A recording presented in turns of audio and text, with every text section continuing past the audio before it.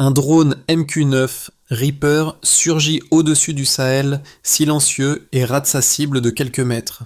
En moins d'une minute, 3 civils meurent, un président s'en sort vivant, et les fragments d'un Hellfire R9X transforment une bavure technique supposée en énigme géopolitique brûlante pour tout le Burkina Faso.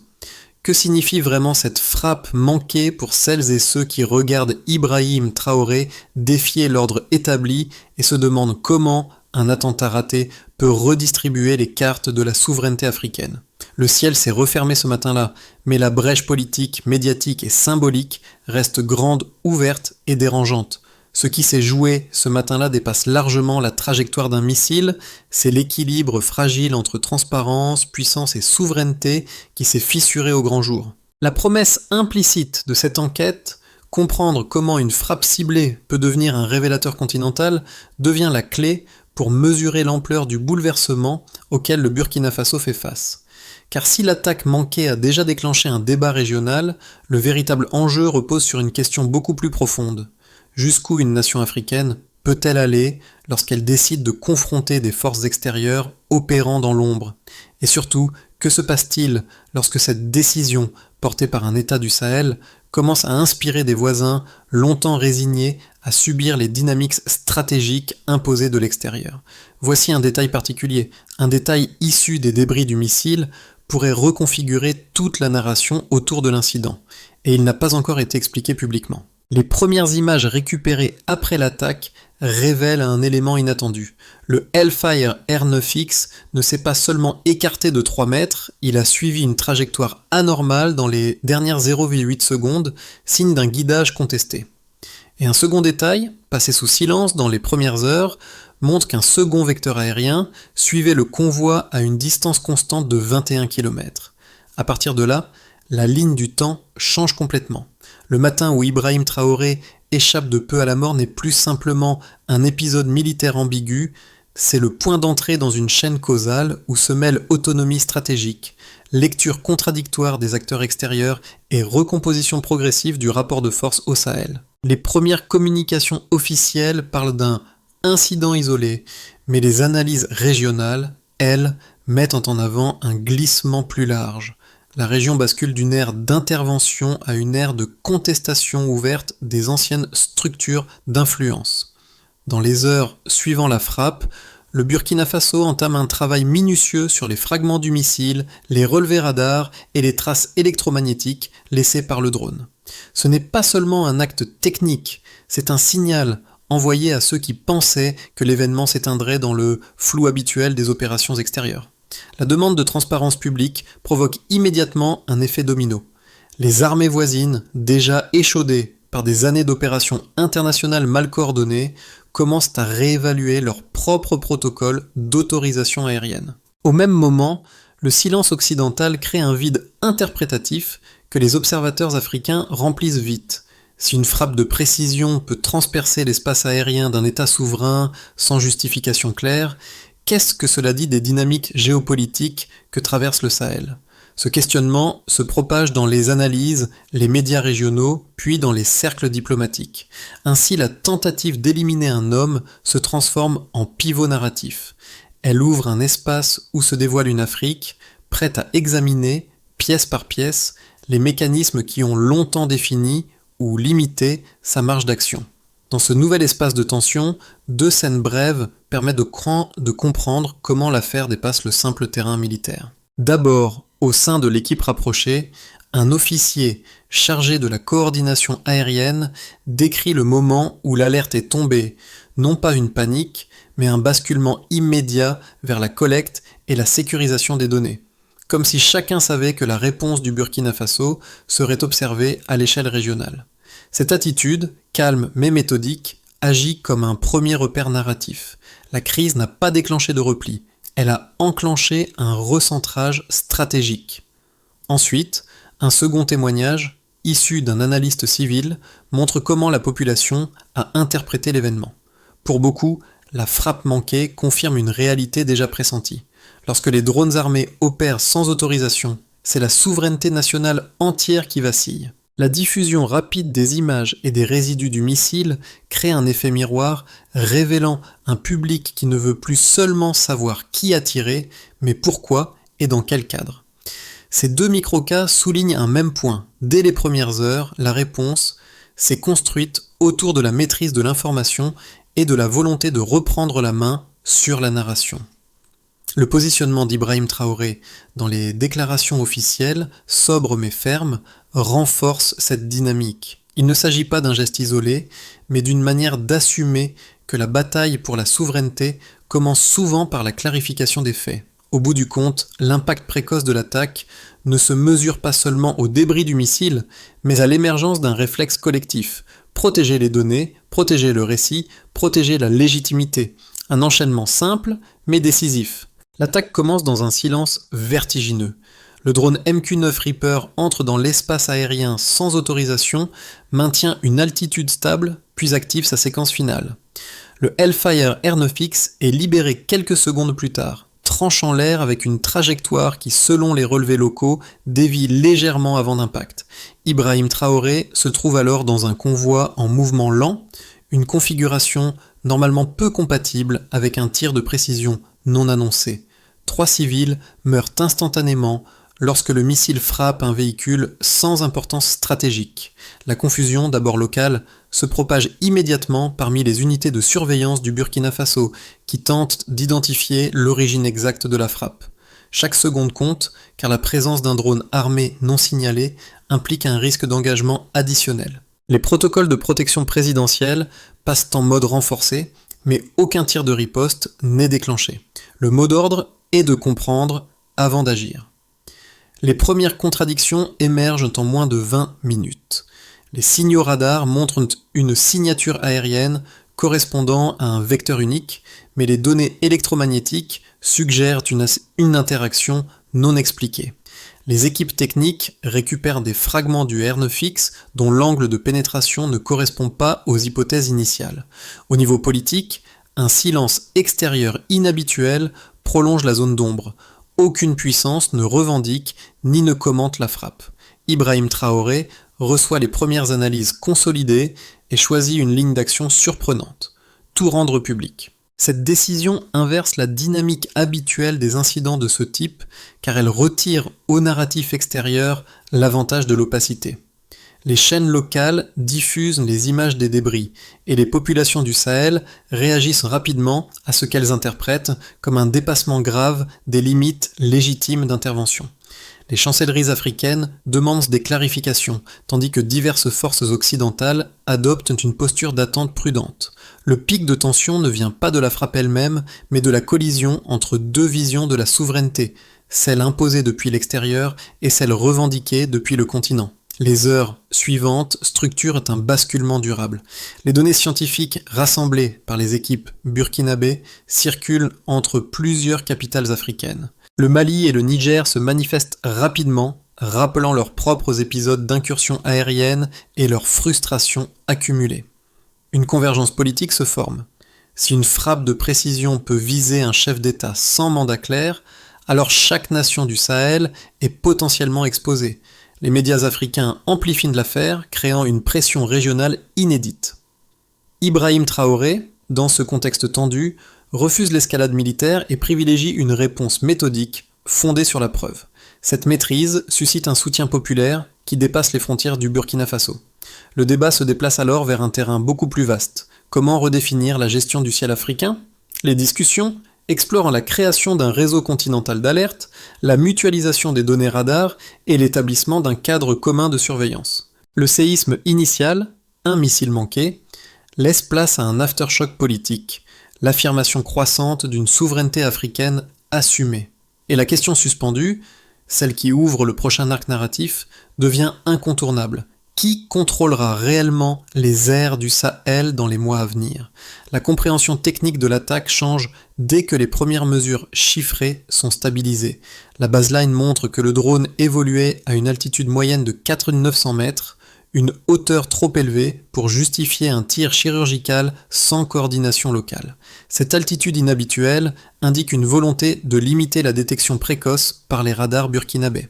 La delta apparaît lorsque les équipes comparent cette donnée à la trajectoire finale du Hellfire R9X, beaucoup plus basse, révélant un décroché rapide incompatible avec un scénario d'erreur de navigation. Une seconde mesure vient renforcer l'écart entre version officielle étrangère et analyse africaine. Le missile aurait modifié son angle d'approche de 17 degrés dans les derniers instants, un changement brusque difficile à expliquer par les simples perturbations atmosphériques. Cette variation soudaine suggère une correction de trajectoire tardive opérée par le système de guidage. La discussion se déplace alors vers un nouveau terrain. Si l'angle a été modifié intentionnellement, pourquoi le point d'impact s'est-il retrouvé sur un camion civil sans valeur stratégique ?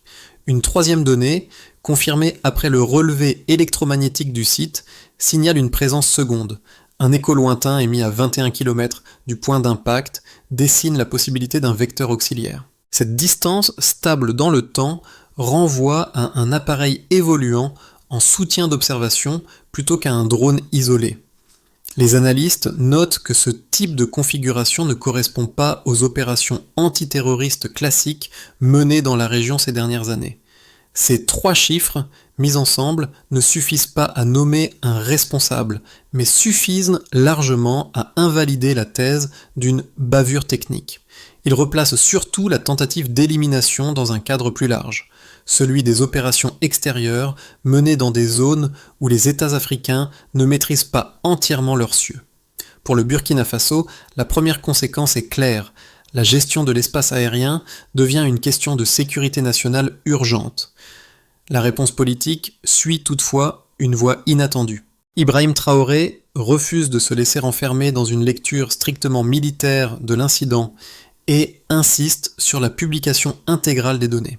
Cette transparence, rare dans la région, transforme les relevés techniques en leviers diplomatiques. Les États voisins, habitués à voir les opérations extérieures s'imposer comme un fait accompli, découvrent dans cette attitude une méthode différente. Utiliser les preuves pour reprendre la main sur le récit.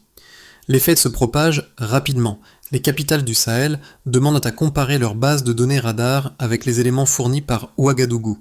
Les analyses convergent et renforcent l'idée que la frappe n'a pas seulement visé une personne, mais testé la réactivité d'un État en transition vers plus d'autonomie stratégique. L'affaire cesse d'être strictement burkinabé. Elle devient un dossier continental. Dans cette dynamique, un glissement important se produit. La souveraineté n'est plus discutée sur un mode théorique, elle se matérialise dans un tableau de valeurs mesurables. Altitude, angle, distance, signatures électromagnétiques. Les chiffres, longtemps dominés par les forces extérieures, deviennent des arguments africains. Cette bascule ouvre la prochaine étape. Comment transformer ces données, désormais maîtrisées, en capacité commune de défense aérienne? Deux lectures majeures émergent dès les premiers jours suivant l'attaque, chacune portée par des experts et des observateurs régionaux.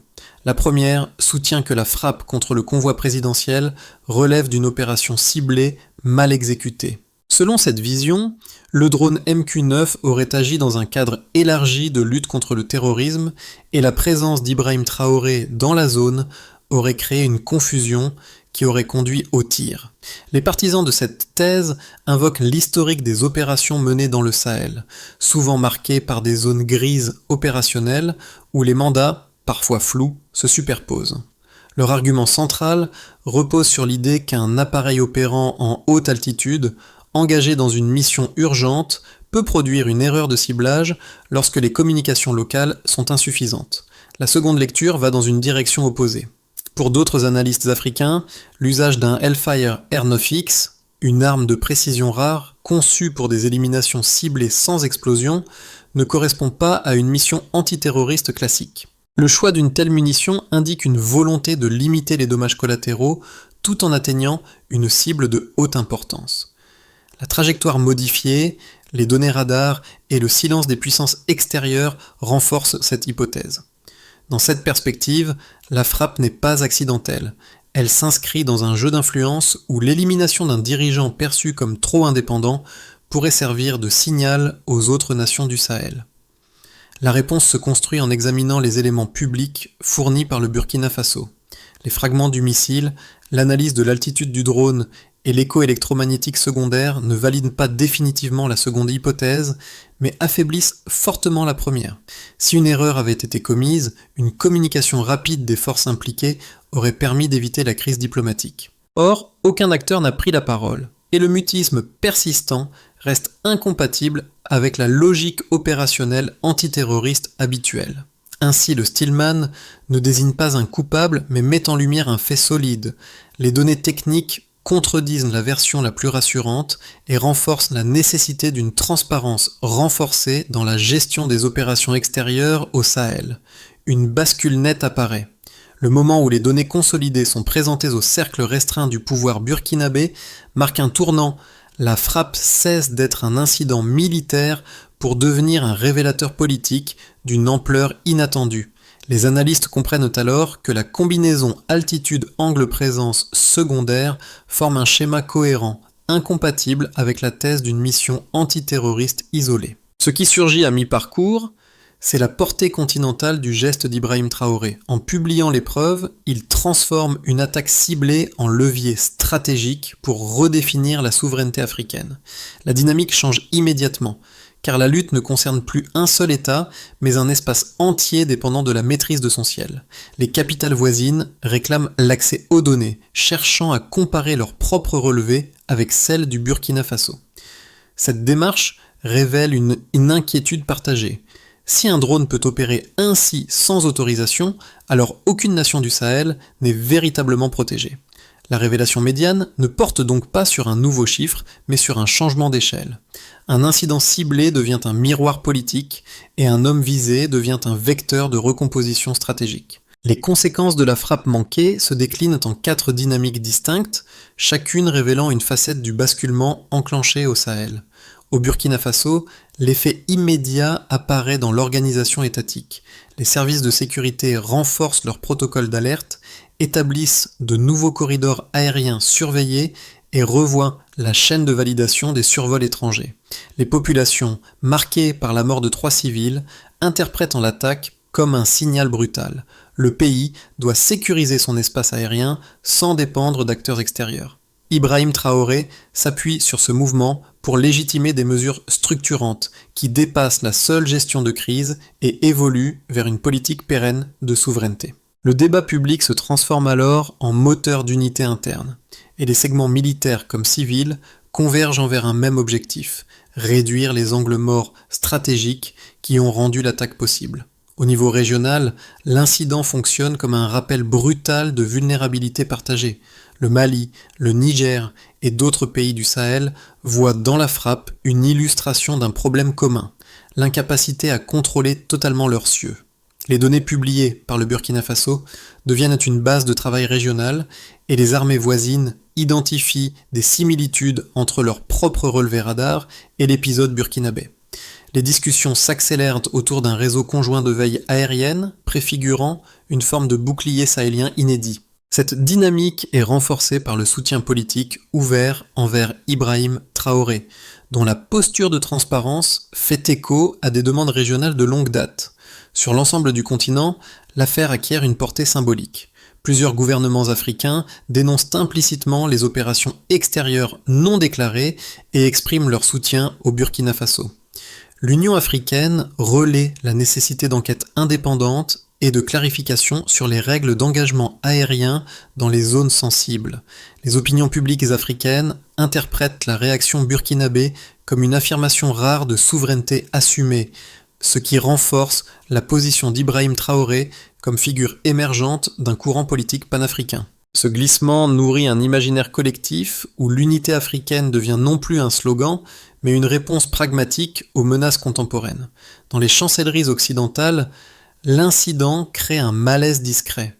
Le silence prolongé révèle l'embarras face à une opération dont les paramètres techniques ne cadrent pas avec les déclarations officielles habituelles. Les médias européens et américains adoptent des approches prudentes, minimisant l'incident ou l'encadrant dans des narrations floues. Cette prudence, perçue comme de la retenue stratégique, renforce pourtant la méfiance africaine. Des puissances non occidentales observent l'affaire avec plus d'intérêt, voyant dans la posture de Ouagadougou, une opportunité de recalibrer leur propre partenariat sur le continent. L'ensemble redéfinit la position du Burkina Faso sur la scène internationale, où un pays autrefois perçu comme périphérique devient désormais un acteur central dans les discussions sur la souveraineté. Dans ces 4 niveaux d'impact, un fil rouge se maintient. La frappe manquée n'est plus un incident technique, mais une reconfiguration progressive du rapport de force autour du Sahel. Le Burkina Faso consolide progressivement ses dispositifs de surveillance aérienne. Les échanges techniques avec le Mali et le Niger aboutissent à un protocole commun minimal, centré sur le partage de relevés radars et l'identification coordonnée des vecteurs non déclarés. La posture diplomatique reste ferme mais mesurée, et les partenaires extérieurs adoptent un ton plus prudent dans leurs opérations régionales. La population, toujours marquée par la mort des 3 civils, soutient les politiques de souveraineté, et la dynamique interne reste stable. Dans ce scénario, l'affaire conserve sa dimension symbolique tout en permettant au pays d'avancer sans escalade majeure. Le réseau de coopération initié après la frappe connaît une expansion rapide. Plusieurs États africains rejoignent les discussions autour d'un bouclier continental intégrant données radars, protocoles d'alerte et méthodes d'analyse communes. La transparence affichée par Ouagadougou devient un modèle et l'Union africaine encourage la création d'un cadre réglementaire continental sur les opérations aériennes étrangères. Les opinions publiques africaines se mobilisent en faveur d'un contrôle renforcé du ciel et d'une réduction de la dépendance militaire vis-à-vis des puissances extérieures. Le Burkina Faso se retrouve alors au centre d'une dynamique politique nouvelle, où l'expérience de l'attaque devient un levier d'unité régionale élargie. L'absence de réponse claire des puissances extérieures continue d'alimenter les suspicions. Les incursions aériennes non autorisées persistent sporadiquement dans certaines zones du Sahel, ravivant les tensions diplomatiques. Les États africains peinent à s'entendre sur un cadre commun et les divergences stratégiques réapparaissent. Au Burkina Faso, la pression sociale augmente, car une partie de la population estime que les mesures prises ne suffisent pas à sécuriser pleinement le territoire. L'incident initial se dilue dans une série d'autres signaux inquiétants et l'espace politique se tend. Ce scénario ouvre la porte à des frictions diplomatiques durables si aucun mécanisme régional solide n'est mis en œuvre. Voici un repère de compréhension qui relie ces trajectoires. Les 3 trajectoires reposent sur un même point d'appui, la gestion collective ou fragmentée du ciel africain. La capacité à produire, comparer et mutualiser les données techniques déterminera l'évolution du Sahel dans les mois à venir. Une approche prudente s'impose donc, analyser chaque mouvement aérien contesté non comme un événement isolé, mais comme une pièce d'un ensemble plus large influençant directement la stabilité future. Les conséquences de la frappe résonnent désormais bien au-delà des cercles politiques et militaires. Pour une première partie du public, groupe A, composé de citoyens directement impactés par les tensions régionales, l'attaque rappelle la fragilité de la sécurité quotidienne. Beaucoup ne connaissent pas les détails techniques d'un Hellfire Air9X, mais comprennent qu'un drone étranger opérant sans autorisation signifie qu'un espace national peut être violé sans avertissement. Leur attente principale se concentre sur une idée simple, savoir si les nouvelles mesures annoncées suffiront à protéger les familles, les convois civils et les zones urbaines sensibles. Une seconde catégorie, groupe B, plus attentive aux dynamiques continentales, voit l'incident comme une chance rare de renforcer l'unité africaine. Ces citoyens suivent les annonces régionales, comparent les réactions diplomatiques et observent la manière dont les pays du Sahel tentent de construire un front commun. Ils perçoivent la transparence comme un outil de reconstruction politique et accordent une importance particulière à la cohérence entre les déclarations officielles et les initiatives concrètes. Leur question centrale concerne la durabilité. Cette coopération née d'une crise pourra-t-elle se transformer en architecture stable et durable ? Une troisième composante, groupe C, composé de jeunes actifs, étudiants, analystes indépendants et observateurs de la scène internationale, adopte une perspective plus élargie. Ces publics, souvent connectés aux débats mondiaux, interprétant l'affaire comme un moment charnière où l'Afrique peut affirmer une nouvelle manière de négocier avec les puissances extérieures. Ils attendent des actions mesurables, cadre réglementaire, outils communs de veille, plateformes de données partagées.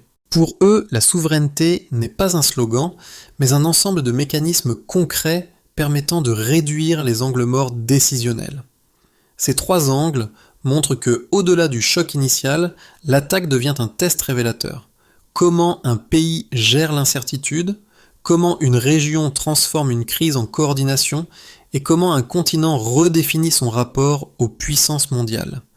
La sortie de crise ne dépend plus uniquement de la compréhension technique de la frappe, mais de la capacité à transformer l'affaire en architecture durable de sécurité. Une première étape consiste à institutionnaliser la transparence adoptée par le Burkina Faso. Ibrahim Traoré l'a déjà initiée en publiant les données de l'attaque, mais elle doit maintenant devenir un processus systématique, archivage structuré, partage contrôlé et communication publique maîtrisée. Cette phase crée une base de confiance interne et régionale indispensable à toute coopération future. Une seconde étape repose sur la construction d'outils conjoints de détection. Les armées du Sahel disposent de capacités dispersées qu'il faut harmoniser. Radars, capteurs électromagnétiques, plateformes de données. La mutualisation de ces ressources permettrait d'identifier plus rapidement tout vecteur aérien non autorisé, réduisant les zones d'ombre qui ont permis la frappe manquée. Une troisième étape concerne la normalisation des règles de survol. Les États doivent établir un protocole unique définissant les conditions d'autorisation, de refus ou de suspension d'accès au ciel africain. Ce cadre empêcherait la reproduction d'opérations extérieures non déclarées et clarifierait les responsabilités entre acteurs régionaux. Une quatrième étape vise à renforcer la résilience politique. La crise a montré que le silence extérieur crée un vide dangereux. Les gouvernements africains doivent développer des mécanismes d'alerte diplomatique et des canaux de communication capables de répondre rapidement aux violations aériennes afin d'éviter que l'incertitude ne déstabilise les sociétés. Une cinquième étape peut enfin consolider l'ensemble, la création d'un centre de veille continental chargé d'analyser les données, de coordonner les réponses et d'alimenter les décisions stratégiques. Ce type d'infrastructure place les États africains au centre de la gestion de leur espace aérien plutôt que dans une position réactive face aux puissances extérieures. Lorsqu'elles sont articulées ensemble, ces étapes forment une trajectoire cohérente, transformer un incident isolé en socle d'autonomie stratégique durable. Le récit revient naturellement vers les 2 scènes fondatrices évoquées plus tôt. L'officier qui, dans le tumulte de l'alerte initiale, avait choisi la rigueur plutôt que la panique, et l'analyste civil qui voyait déjà, dans les fragments du missile, le signe d'un basculement plus profond. Ces 2 regards, l'un tourné vers la précision opérationnelle, l'autre vers la compréhension collective, reflètent aujourd'hui la trajectoire qui s'est imposée au Burkina Faso. Dans cette continuité, la posture d'Ibrahim Traoré apparaît comme un point d'ancrage, calme, méthodique et déterminé à transformer une attaque ciblée en affirmation stratégique. Le pays, autrefois spectateur des dynamiques extérieures, s'est découvert capable de reprendre la main sur son propre récit en faisant de la vérité un levier plutôt qu'une faiblesse. Cette évolution résonne dans les rues, dans les casernes, dans les analyses régionales. Chaque acteur, qu'il soit citoyen, militaire ou observateur continental, retrouve dans cette crise un appel à dépasser la résignation. La souveraineté cesse d'être une abstraction pour redevenir un projet concret, nourri par la clarté des faits et la volonté politique. Et à présent, une phrase s'impose, simple mais ferme. La vérité peut changer un continent. L'histoire de cette frappe manquée laisse désormais un espace ouvert, un terrain où chacun peut réfléchir à la manière dont un pays, puis une région, choisissent d'assumer leur souveraineté face aux forces extérieures. Le Burkina Faso, en adoptant une démarche de transparence, a montré qu'il existe d'autres façons d'aborder une crise, même lorsqu'elle touche au cœur de la sécurité nationale. Les débats qui ont émergé à travers le Sahel rappellent que la souveraineté ne se décrète pas seulement dans les textes, mais se construit par l'analyse, la coopération et la capacité à affirmer une position sans céder à la peur. Les citoyens, les décideurs et les observateurs peuvent y voir une invitation à s'engager davantage, suivre les évolutions, comprendre les choix politiques et encourager les solutions collectives.